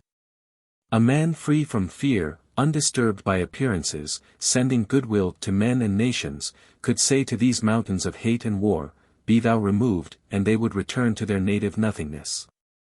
Resentment and intolerance rob man of his power. We should have signs in the subways and shops, "Watch your thoughts. Watch your words." Let us now be careful in directing this dynamic force within us. Let us direct it to heal, bless and prosper and direct it in waves of good to the whole world. It goes out a mighty force, but noiseless. Thought, the strongest power in the universe, is without sound. Your goodwill sweeps all obstacles from your pathway and your heart's desire is released for you. What is really yours? The answer is, all that the kingdom affords is yours. Every righteous desire of the heart is promised you. There are 3,000 promises in the Bible, but these gifts can come to us only if we can believe them possible, for everything comes through you, not to you. All life is vibration. Feel rich, and you attract riches. Feel successful and you become successful. I knew of a small boy who was born in a little country town with no advantages, but he always felt successful. He had the conviction that when he grew up he would be a big artist. No one could discourage him because he was success, he had only success thoughts, he radiated success. At an early age he left the small town and went to a big city, and to support himself he got a position as a newspaper artist on a daily paper, all this without previous preparation. It never occurred to him that it could not be done. He went to an art school and immediately became a shining light. He never studied in an academic way. Whatever he once saw he remembered. In a few years he went to a still larger city and became a well-known artist. This success came to him because he was always seeing success. "I will give to you the land that thou seest." The children of Israel were told that they could have all the land that they could see. The Bible is a metaphysical book and it is speaking to the individual. This minute, it says to each one of us, "I will give to you the land that thou seest." So, what are you seeing with your inner eye? What pictures are you inviting into your life? The imaging faculty has been called the scissors of the mind. If you have failure thoughts, reverse the thought with a success thought. This sounds easy enough to do, but when a failure thought has become a habit, it takes eternal vigilance to dislodge it. That is when a powerful affirmation is needed. You cannot always control your thought, but you can control your word, and eventually the word impresses the subconscious and wins out. If you are in a negative state of mind, just take the statement, "I look with wonder at that which is before me." It creates an expectancy of something wonderful, and something wonderful will come to you. Cultivate the feeling that miracles and wonders are coming to pass. Cultivate a success expectancy. Very few people bring into life what is rightfully theirs. They live on the outskirts of their heart's desire. It always seems too good to be true. To the person spiritually awake, nothing is too good to be true. If you want to hear people talking who are still asleep in the Adamic dream, go to a hairdresser's establishment. The Adamic dream is the illusion of opposites. Adam fell into a deep sleep having eaten of the tree of illusion. Of course, Adam stands for generic man, the race man. The race man vainly imagined loss, lack, failure, sin, sickness and death. The awakened man knows only one power, God, and one condition, good. But now we will return to the beauty parlor. The following is an exact quotation and a good example of what one hears. A woman sat down near me and said in a loud voice, "This place is too warm. Turn something on or open something." The attendant said to her, "How are you feeling today, Mrs. S?" She replied with a heavy sigh, "Oh, I'm pretty well, but I have a hard time keeping well." To the manicurist she said, "Why don't you wear glasses?" The girl replied, "I don't need glasses, why should I wear them?" The woman replied, "Because everybody wears them. You'll find there is something wrong with your eyes if you have them examined." When she finally leaves they all feel limp and wonder if they are really well or only seem to be well. She leaves a trail of apprehension and gloom. This is a sample of what one hears from nearly every booth, the way most people talk. It is appalling when one knows the power of the word and what they are attracting, for they are nearly all describing illnesses or operations. You combine with what you notice, so do not describe anything destructive, for you begin to combine with it. What is really yours? The blessings you bring to yourself, through your spoken or silent word, the things you see with your inner eye. Only your doubts, fears and resentments keep your good from you. If you hate or resent a situation, you have fastened it to you, for you attract what you fear or dislike. For example, someone has been unjust to you and you are filled with wrath and resentment. You cannot forgive that person. Time rolls on and another person does the same thing. It is because you have a picture of injustice engraved in your subconscious. History will repeat itself until you think you are cursed with misfortune and injustice. There is only one way to neutralize it. Be absolutely undisturbed by injustice and send goodwill to all concerned. My goodwill is a strong tower round about me. I now transmute all enemies into friends, all inharmony into harmony, all injustice into justice. You will be amazed at the working of the law. One student brought harmony out of chaos in her business affairs by that statement. Do not look back and hash over hard times, or you will be drawn back into these conditions. Give thanks for the dawn of a new day. You must be immune to all discouragement and adverse appearances. All that you desire or require is already on your pathway, but you must be wide awake to your good to bring it into manifestation. After making statements of truth, you suddenly have a flash of realization. You suddenly feel yourself in a new environment. You feel old negative conditions falling away. I once said to a woman, "The walls of lack and delay now crumble away, and you enter your promised land, under grace." She said she had a sudden flash of a wall crumbling away and that she stepped over it. Soon after that, the change came, and she really did enter her promised land of plenty. I knew a woman whose daughter's desire was a home and husband.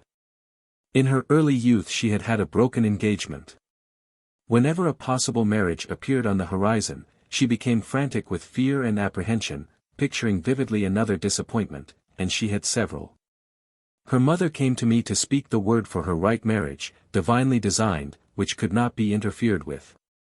During the interview the mother said continually, "Poor Nellie. Poor Nellie." I said, "Do not call your daughter Poor Nellie again. You are helping her to be demagnetized. Call her Lucky Nellie, Fortunate Nellie, for you must have faith that God now gives to her the desires of her heart." The mother and daughter persisted in making their affirmations. She has now fulfilled her destiny, for she is Mrs. Nellie, the demon of fear dissolved forever. There are wonderful statements in the Bible referring to the breaking down of negative thought forms. The power of the Spirit is mighty even unto the pulling down of strongholds. The human mind is helpless to cope with these negative thoughts. The victory is won by the God within, the superconscious mind. Brethren, whatsoever things are true, whatsoever things are honest, whatsoever things are just, whatsoever things are pure, whatsoever things are lovely, whatsoever things are of good report, if there be any virtue, and there be any praise. Think on these things. Phil 4:8. If people obeyed this, general conversation would come to a standstill for a while, until people learned to talk about constructive things. Chapter 7. In nothing be anxious. All through the Bible we are told not to be anxious, not to be fearful, not to hoard or save, because an invisible power is at man's command to supply every need. But we were told that it would not work unless we believed in it. If thou canst believe in this God power, all things are then possible. It is difficult for man to believe in this power, because he has had a right training in unbelief. I'll believe only what I can see, was supposed to be the height of wisdom. We lived in a world of externals, where we thought everything just happened. We did not know that back of every happening was a cause, that we, ourselves, started in motion the machinery which produced good or evil in our pathway. We did not know that words and thoughts are a form of dynamite, and should be handled carefully, with wisdom and understanding. We hurled out into the ethers, words of anger, resentment or self-pity, then wondered why life was so hard. Why not experiment with faith, trust this invisible God power and, in nothing be anxious, but, in everything by prayer and thanksgiving, let your requests be made known unto God. Could anything be more simple or direct? Anxiety and habit have become habits. The old thought forms you have built up in the subconscious, hang on like barnacles on an ocean liner. But the ocean liner is put in dry dock once in a while to have the barnacles scraped off, so, your mental barnacles will have to go through the same process. The dry dock is a big situation.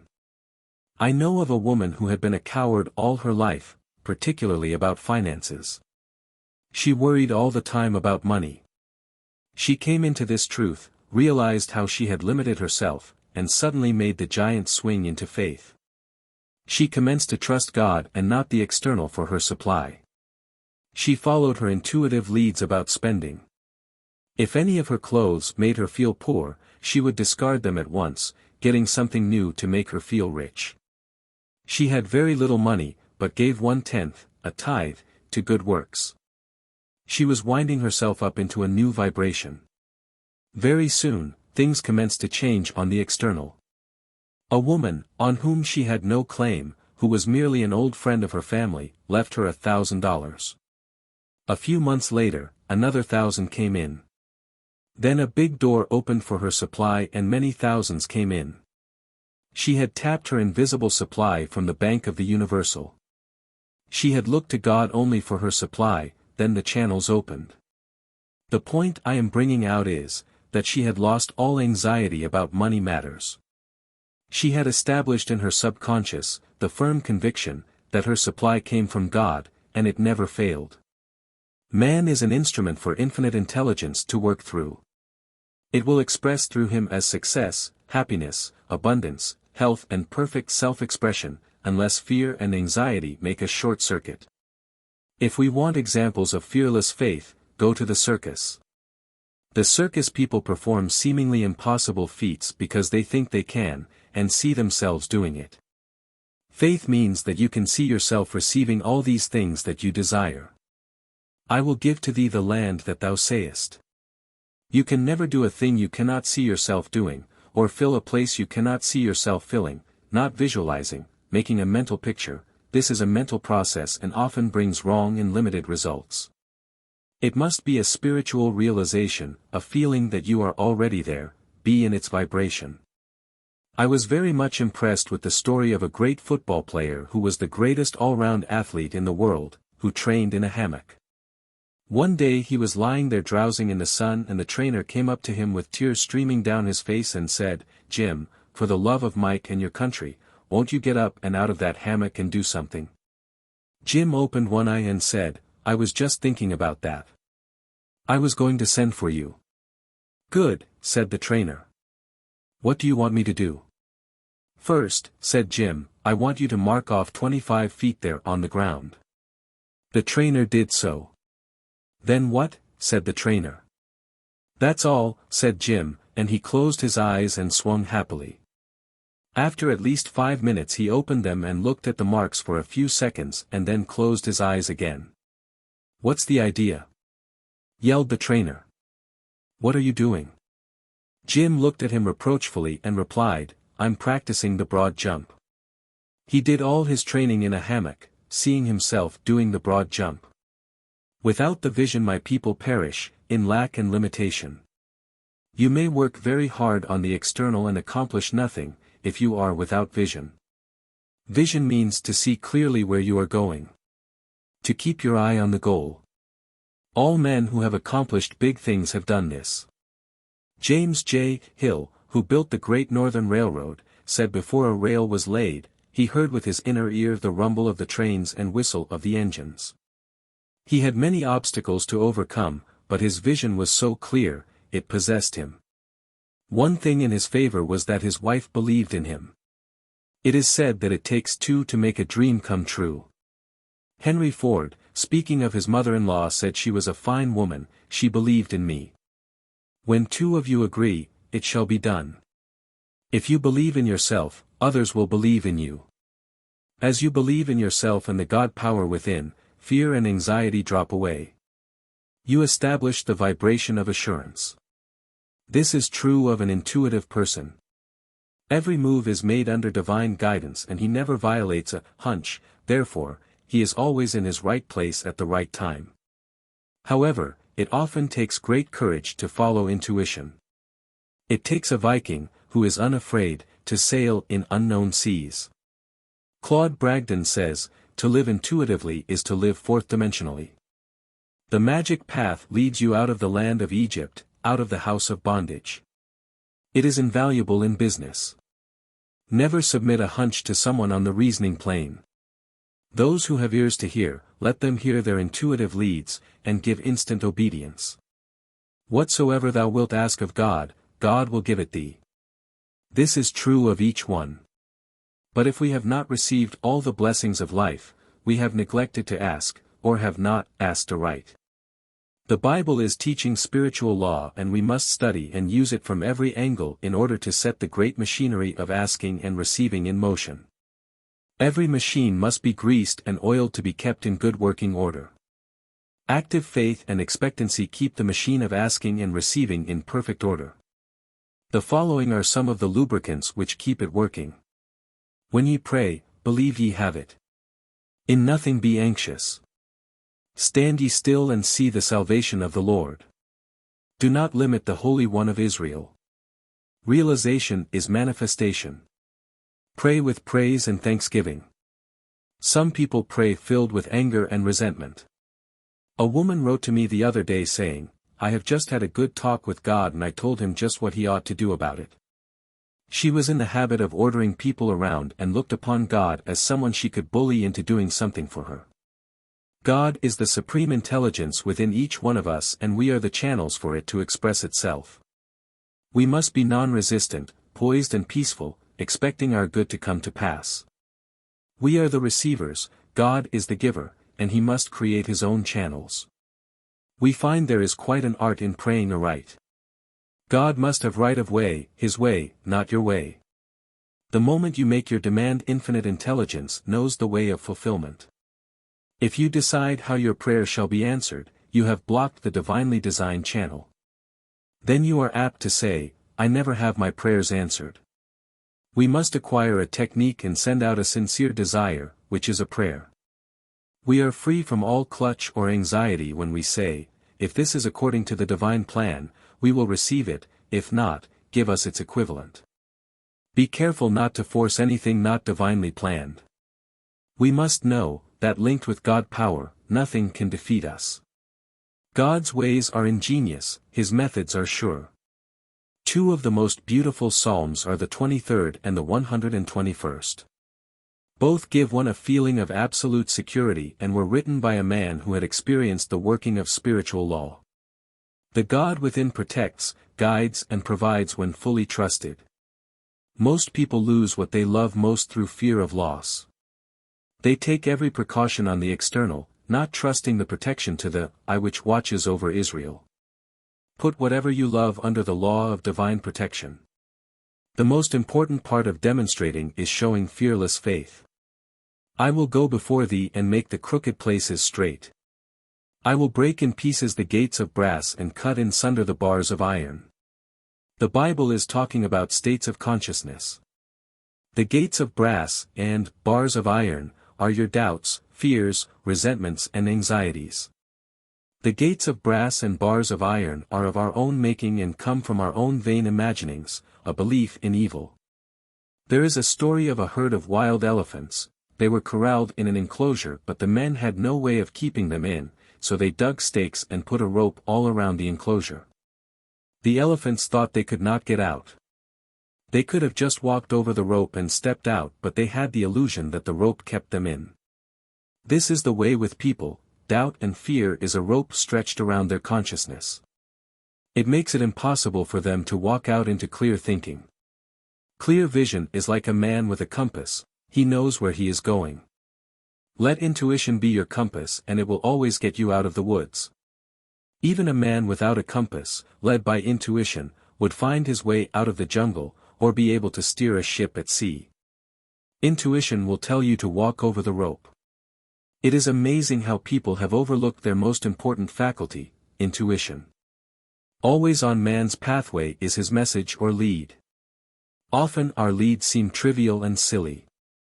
A person purely on the intellectual plane would dismiss them at once, but the truth student always has his spiritual ear to the spiritual ground, knowing he is receiving orders from the infinite.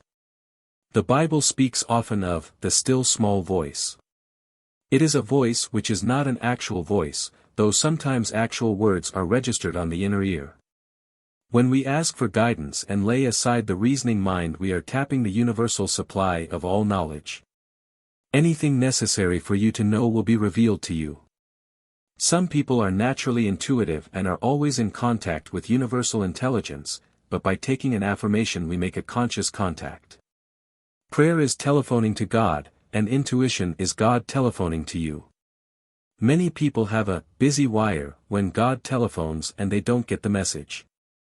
Your wire is busy when you are discouraged, angry or resentful. You've heard the expression, I was so mad I couldn't see straight. We might add, I was so mad I couldn't hear straight. Your negative emotions drown out the voice of intuition. When you are discouraged, angry, or resentful, is the time to make a statement of truth, in order to get out of the woods of despair and limitation, for whosoever calleth on the name of the Lord shall be delivered. There is a way out, reveal to me the way. We must stop planning, plotting and scheming and let infinite intelligence solve the problem in its own way. God power is subtle, silent and irresistible. It levels mountains and fills in valleys and knows no defeat. Our part is to prepare for our blessings and follow our intuitive leads. We now give infinite intelligence right of way. Chapter 8. Fearlessness. Why are ye fearful, ye of little faith? All through the Bible man is told not to be afraid. Fear is man's only enemy. It is faith turned upside down. Jesus Christ said, Why are ye fearful, ye of little faith? If you can only believe, all things are possible. Linked with God power, man is invincible. The story of Jehoshaphat is the story of the individual. So often he seems outnumbered by adverse appearances, but he hears the same voice of the infinite saying, Be not afraid or dismayed by reason of this great multitude, for the battle is not yours but God's. Jehoshaphat and his army were even told that they would not need to fight the battle. Set yourselves, stand ye still and see the salvation of the Lord, for the battle was God's not theirs.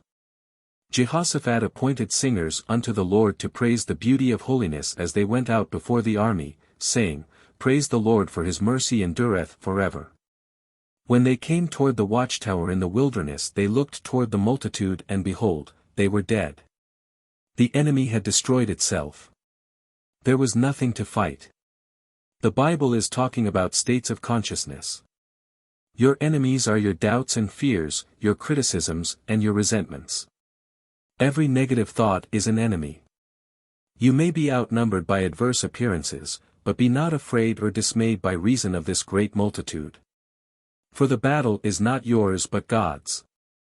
As we follow closely the story of Jehoshaphat, we see he advanced making an affirmation, Praise the Lord, his mercy endureth forever. He had nothing to say about the enemy or his own lack of strength. He was giving the Lord his full attention, and when he commenced to sing and praise, the Lord placed ambushments against his enemies and they were smitten. When you make your statements of truth, your enemy thoughts are vanquished, dissolved and dissipated, therefore, all adverse appearances disappear. When Jehoshaphat and his army came toward the watchtower in the wilderness, they looked into the multitude and behold they were dead. The watchtower in the wilderness is your high state of consciousness, your fearless faith, your place of safety. There you rise above all adverse conditions, and God's battle is won. When Jehoshaphat and his people came to take away the spoils of the enemy, they found among them both riches and precious jewels, more than they could carry away, and they were 3 days in gathering of the spoil, it was so much. That means, when you let God fight the battle for you, great blessings come out of every adverse situation. For thy God will turn the curse into a blessing, for the Lord thy God loveth thee. The ingenuity of the Spirit is amazing. It is pure intelligence and brooks no interference with its plans. It is very difficult for the average person to stand still, which means, keep your poise, and let infinite intelligence run the situation. People like to rush into the battle and try to manage things themselves, which brings defeat and failure. Ye shall not need to fight in this battle, set yourselves, stand ye still and see the salvation of the Lord with you. Tomorrow go out against them, for the Lord will be with you. That means, not to run away from the situation, walk up fearlessly and face the lion on your pathway, and the lion turns into an Airedale. The lion takes his fierceness from your fear. A great poet has said, courage has genius, magic and power in it. Daniel was unafraid and the lions' mouths were closed. King Darius called to Daniel while he was yet in the lion's den, asking him if God could save him from the lions, and Daniel answered, 0. King, live forever. My God hath sent his angels and shut the lions' mouths that they have not hurt me. We have in this story the subdued attitude of the lions as a result of spiritual power. The entire group changed from ferocity to docility, and Daniel looking away from the beasts to the light and might of spirit, which saved him completely from the lions. Scarcely a day passes without some sort of lion appearing on man's pathway, the lions of lack, limitation, fear, injustice, dread or forebodings. Immediately walk up to the situation of which you are afraid. If you run away from it, it will always be right at your heels. Many people lose the things they prize or love because they are continually fearing their loss. They do everything possible on the external to ensure protection, but back of it all is the devastating picture of fear. In order to hold the things you prize and love, you must know that they are divinely protected, therefore, nothing can harm them. I give the example of a woman who was very fond of a man who was good-looking and popular with women. She decided to prevent his meeting one particular woman of her acquaintance because she was sure the woman would make every effort to cut her out, to use a slang expression. One evening she went to the theater and there he was with the woman. They had met at a card party. Her fears had actually attracted the situation. I knew a woman who had 7 children. She knew they were all divinely protected and they all grew up safe and sound. One day a neighbor rushed in and said, "You had better call your children, they are all climbing up and down trees, they are going to kill themselves." My friend replied, 0, they're only playing tree tag. Don't look at them and nothing will happen. Like Daniel, she turned her back to the situation and let God take care of it. The average person is a resenter, a resistor, or a regretter.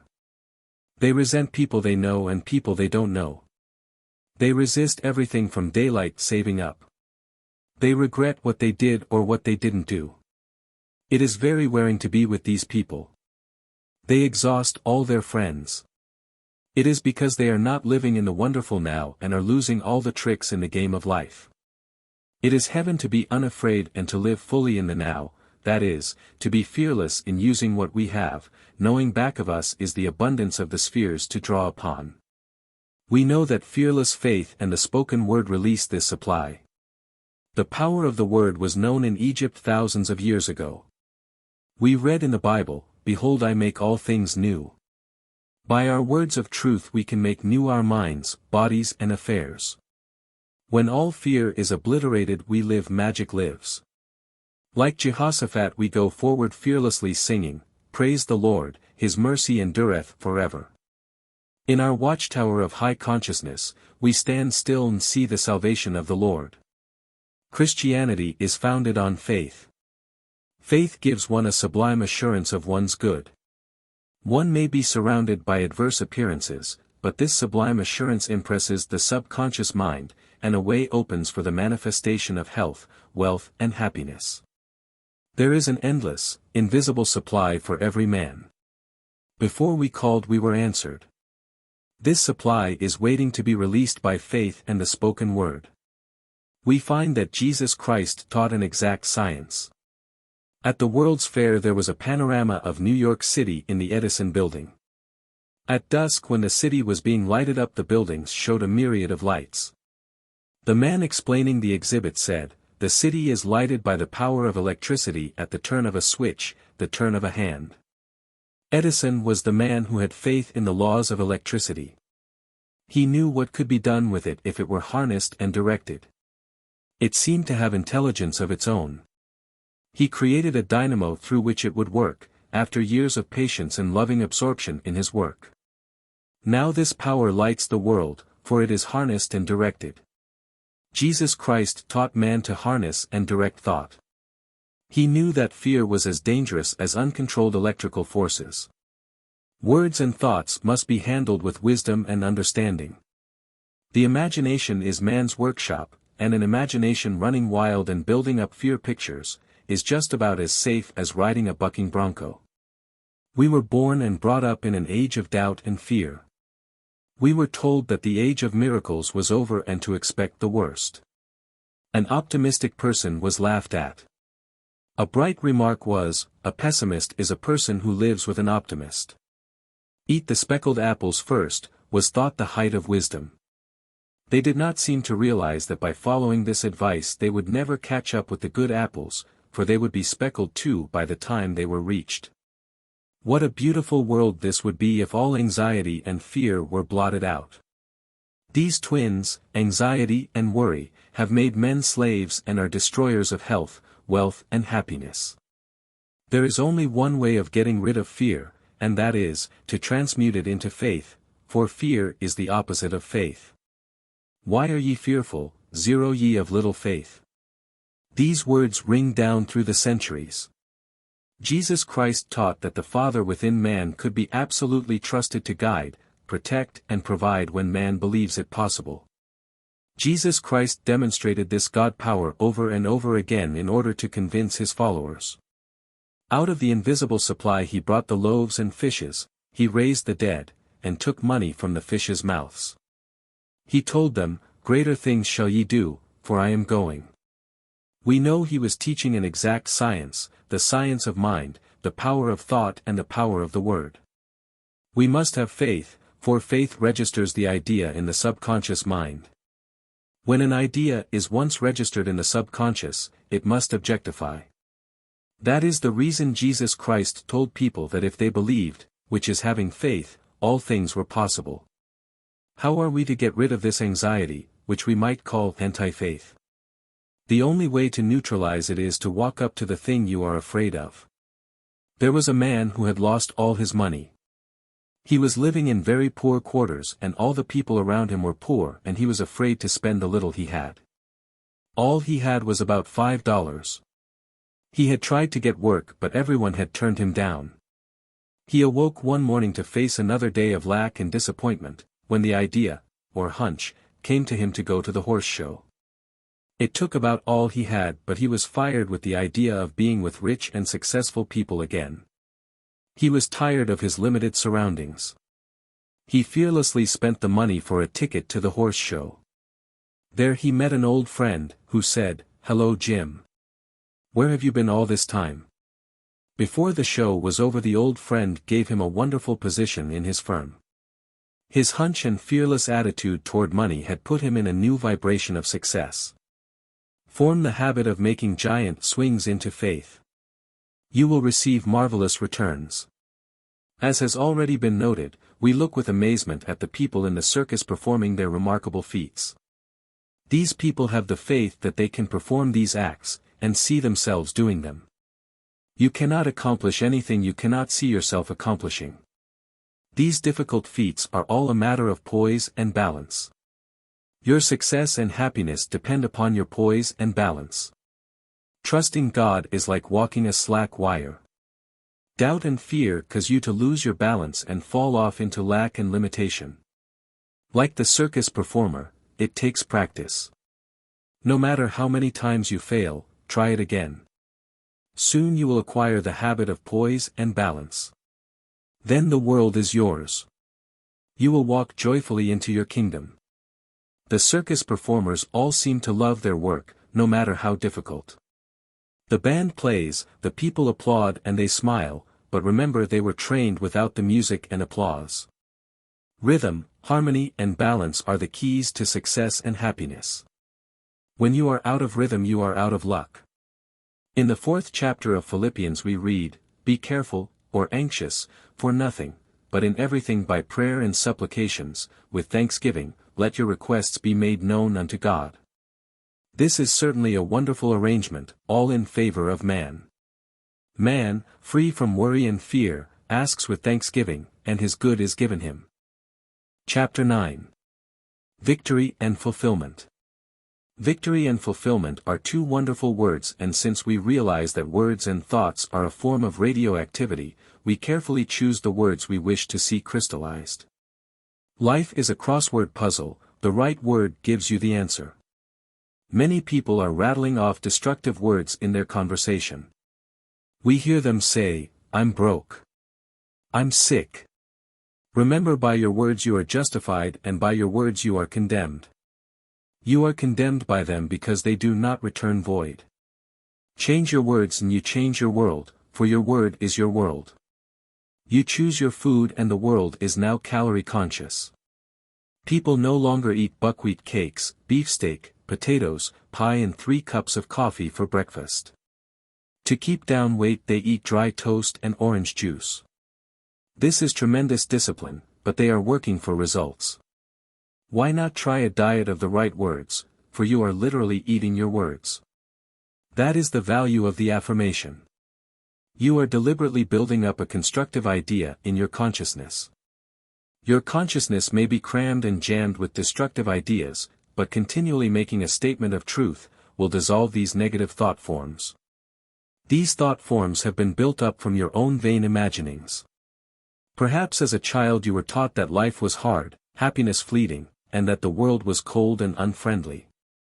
These ideas were impressed upon your subconscious, and you found things just as they were predicted.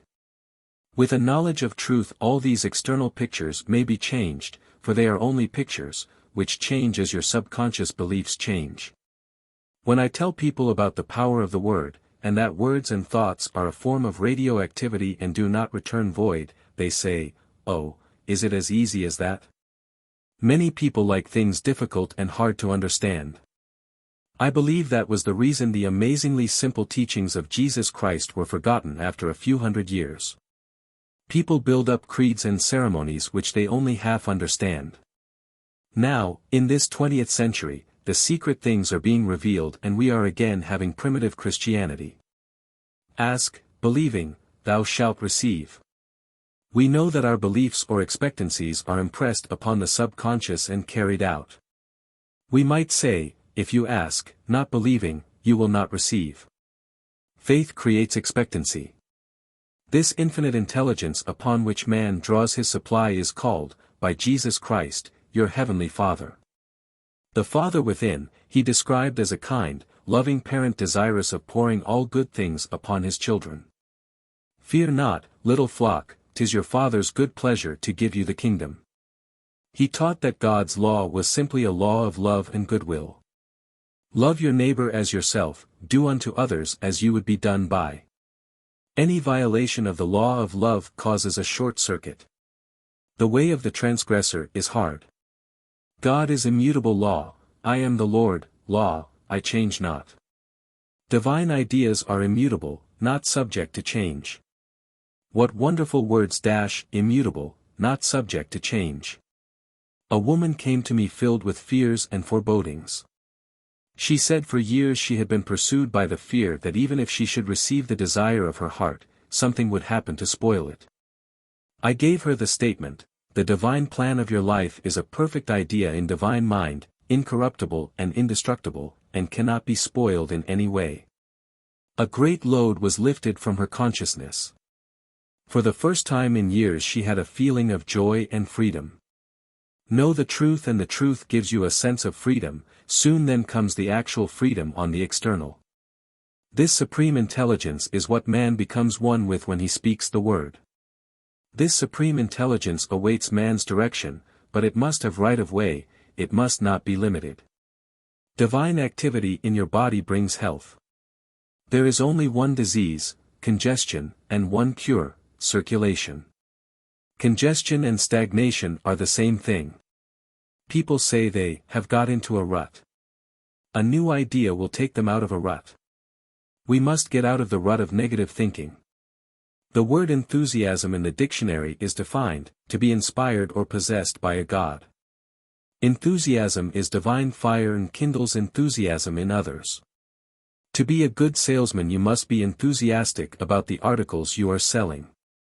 If you are bored with your business or uninterested, the fires go out, and no one else will be interested. A woman came to me for success in business.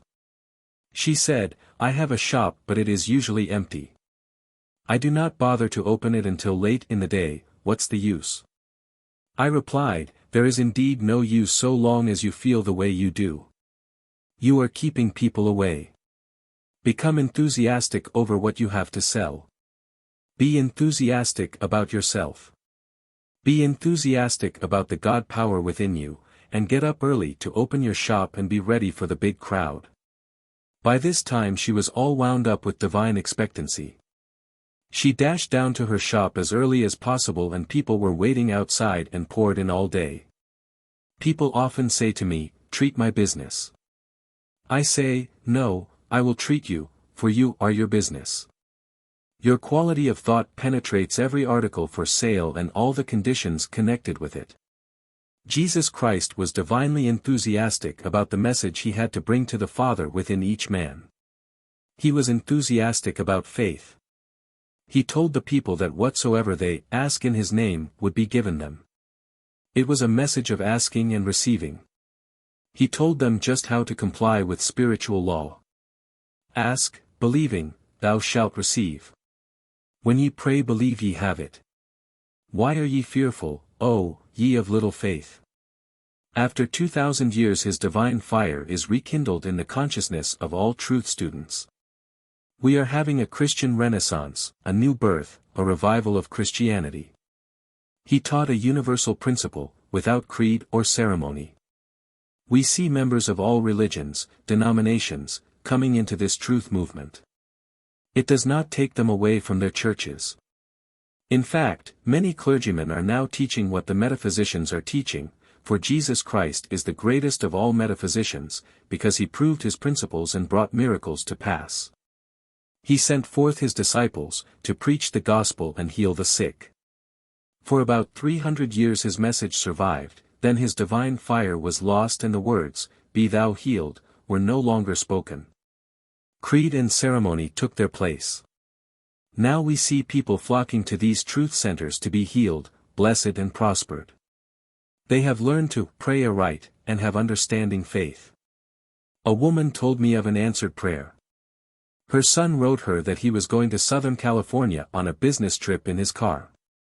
She read in the morning paper of a flood, and she immediately spoke the word for divine protection. She had a great feeling of security, she knew he would be protected. She soon heard from him, saying some business had interfered with his leaving, so he was detained. If he had left when he had expected, he would have been in the flood district. We become divinely enthusiastic about our answered prayers, which we call demonstrations, for it means that we have demonstrated the truth and have been set free from some limitation. The 24th Psalm is one of the most enthusiastic of the many psalms of praise and thanksgiving. Lift up your heads, O ye gates, and be ye lifted up ye everlasting doors, and the King of glory shall come in. Who is this King of glory? The Lord strong and mighty, the Lord mighty in battle. The gates and doors symbolized man's consciousness. As you are lifted up in consciousness, you contact the superconscious, the God within, and the King of Glory comes in. This King of Glory lifts your burdens and fights your battles, solves your problems. The average person has a difficult time letting the King of Glory come in. Doubt, fear and apprehension keep the doors and gates locked against your good. A student told me of a situation which she attracted by negative thinking. She had been invited to a gathering of old and valued friends. It was of the utmost importance for her to be there. She was so anxious to go, she said to herself repeatedly, "Oh, I hope nothing happens to interfere." The day of the reception arrived and she awoke with a terrific headache. At one time she had been subject to these headaches, going to bed for several days, but she had not had one for many years. Her doubts and fears had attracted this disappointment. She called me up and said, "Will you please speak the word that I will be well by evening to go to the reception?" I replied, "Why, of course, nothing can interfere with God's perfect plan." So, I spoke the word. Later, she told me of her miracle. She said in spite of the way she felt, she prepared to go. She cleaned her jewelry, got her dress ready to wear, and attended to every detail, though she felt scarcely able to move. Very late in the afternoon, she said she had a peculiar sensation as of a fog lifting in her consciousness, and she was perfectly well. She went to the reception and had a wonderful time. I believe that the healing might have come more quickly had she not said, "I want to be well by tonight." We are continually limiting ourselves by our words, so not until night was she perfectly well. By your word you are justified and by your word you are condemned. I knew a man who was the center of attraction wherever he went, because he was always enthusiastic about something.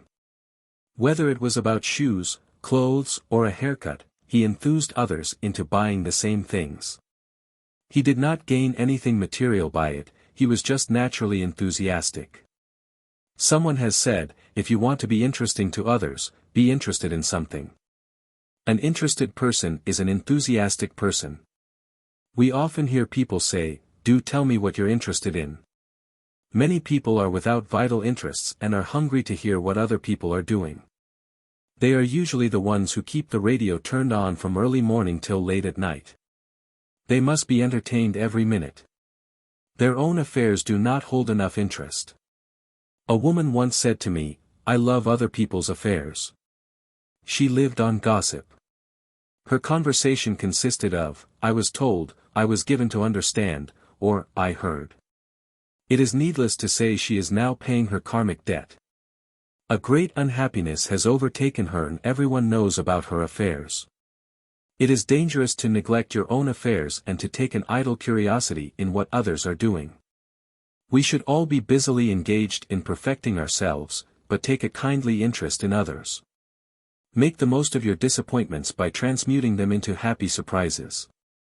Transmute all failure into success. Transmute all unforgiveness into forgiveness, all injustice into justice. You will be kept busy enough perfecting your own life, you won't have time to run other people's affairs. Jesus Christ aroused the enthusiasm of the multitudes by performing miracles, healing the sick and raising the dead. And a great multitude followed him because they saw his miracles which he did for them that were diseased. As we read this we feel the enthusiasm of the multitudes, which surrounded him. With him all things were possible, for he knew that he and the Father were, indeed, one. With divine enthusiasm I bless what I have, and look with wonder at their increase.